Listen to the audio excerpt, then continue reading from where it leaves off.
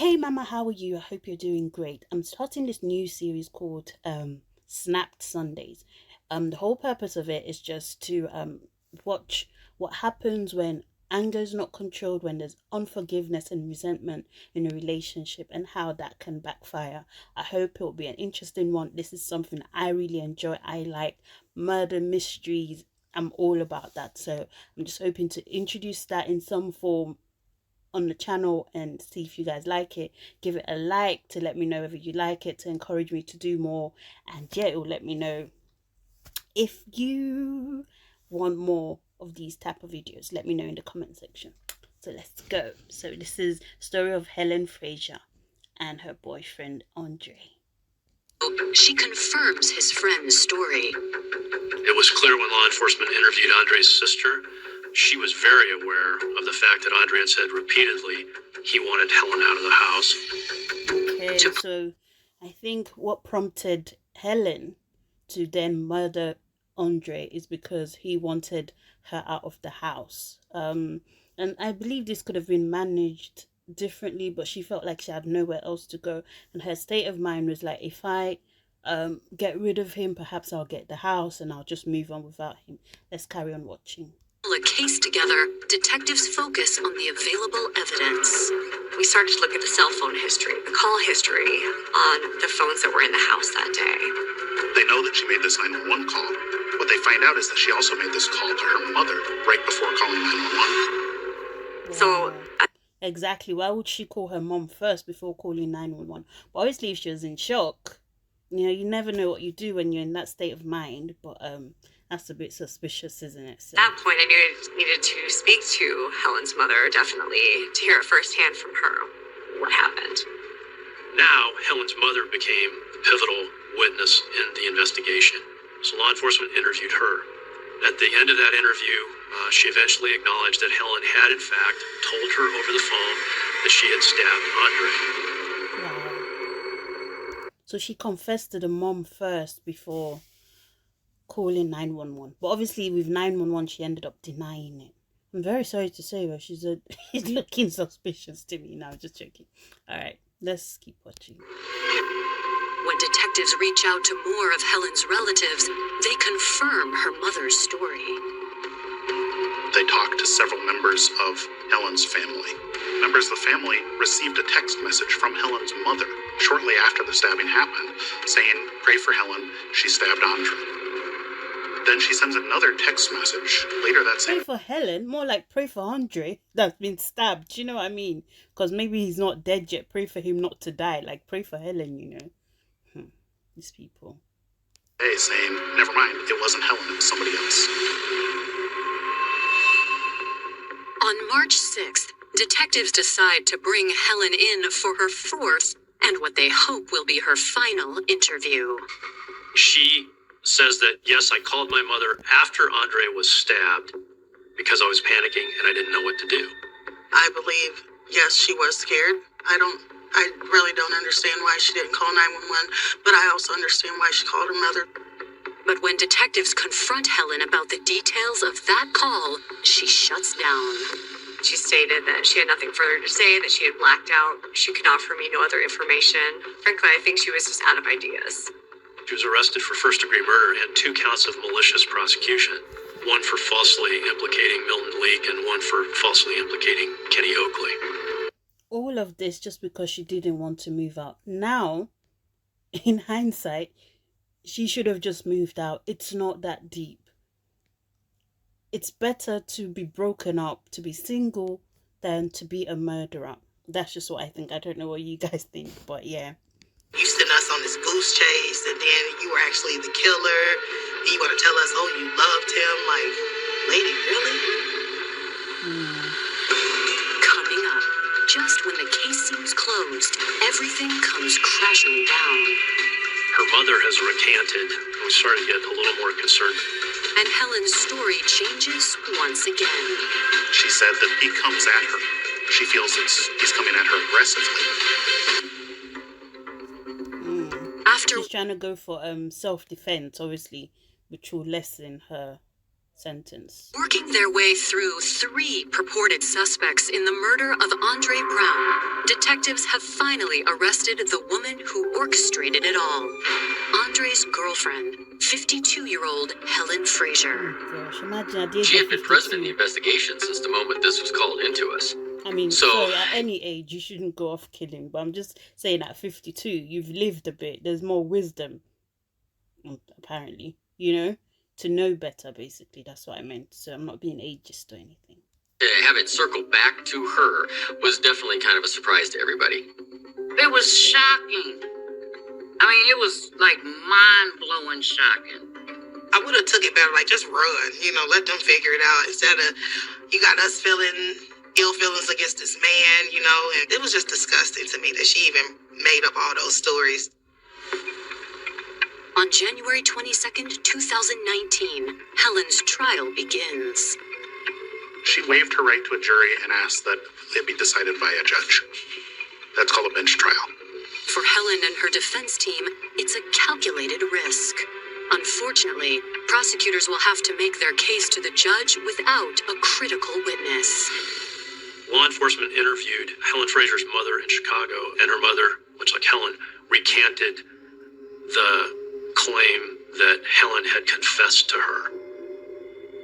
We at that point had lost was a significant piece of evidence for us, and we started to get a little more concerned.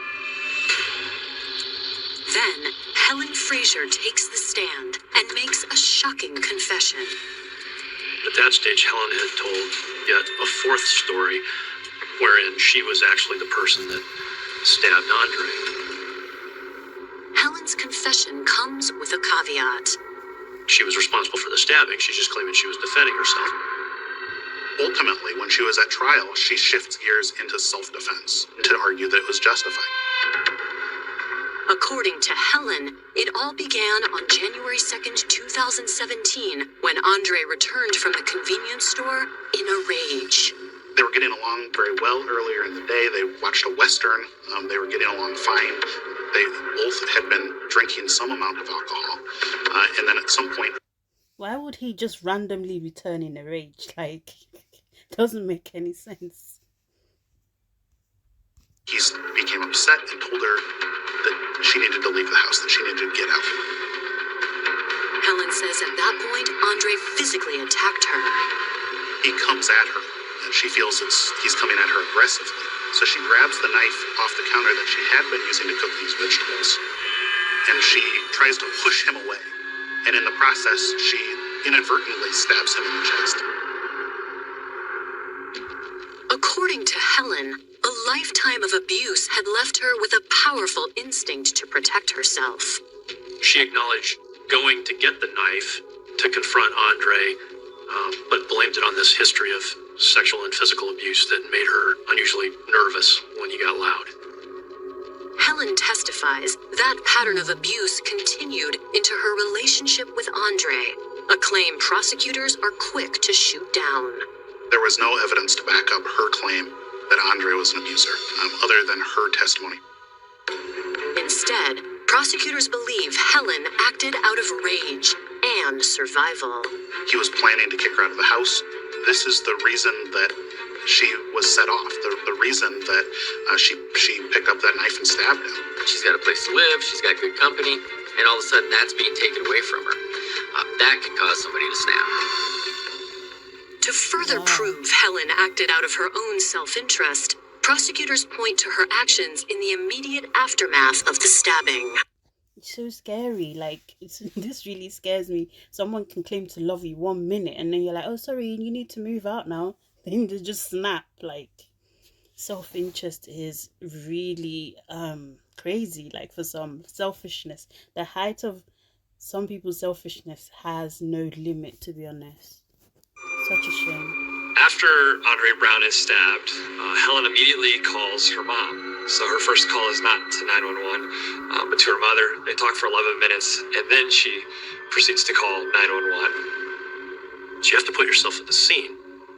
This is a point in time where if she's talking to her mother for 11 minutes and 14 seconds, Andre is lying on the ground with a stab wound through his lung, 2 holes in his aorta, with his chest cavity filling with blood at the time, while she's having a relatively lengthy conversation with her mother. That has a huge impact on whether Andre Brown would have lived or died. Sitting there for minutes and minutes before, CPR is performed or before he's brought to a hospital is huge. On February 15th, the judge hands down his verdict.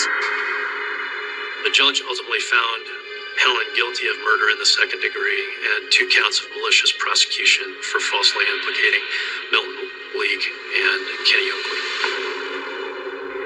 In Iowa, that carries a mandatory prison term of up to 50 years in prison, and she's not eligible for parole until she's served 35 of those years. I'm happy she got 52 years, because that's basically a life sentence. You took a life, so suffer that life that you took. That was my brother. She took away from me and my family a person that we loved. To care so little about another human being, to put such a heavy crime on another person, it's just unfathomable to me. I've never met anyone like Helen. I mean, I think Helen knows when to put on a certain face, but obviously there's a different side to her, and that's the side that came out the day that she killed Andre. I don't understand what took her from the happy-go-lucky person that I talked to on the phone to this person that stabbed my uncle. It makes me angry to think that maybe he could have been saved. Maybe we wouldn't be here today. She showed no respect, no love, no anything. That's it, ladies. I just wanted to come on to encourage us with this episode. I hope to do more, just to drive home the point about being able to control your emotions in any relationship that you're in. It's very easy to sit on this side and be like, oh yeah, just control your emotions, it's better for you to move out than to kill someone. But when someone is used to getting their way, when somebody is she's obviously a liar, maybe she's gone around telling lies, I own the house, I this, I that, and then maybe she's scared of people finding out that she didn't really own the house, because if they kick her out, so she decided to go off and kill. Nothing is worth your mental health, and nothing is worth your freedom, nothing is worth killing over. When there is life, there is hope. You can always move forward. And I know I'm saying this, everyone is in their right mind. God forbid one should become in a wrong mind, like suffer some type of mental disorder to do this kind of thing. But in her case, there's no mental disorder. It's just the inability to control her emotions, feeling like, how dare you kick me out? What do you mean you want to kick me out? I'm gonna kill you. So that's it. I hope you enjoy it. Have a lovely day, and hopefully we all learn to make wise decisions and control ourselves. All right, bye. Something fishy going on. Something fishy.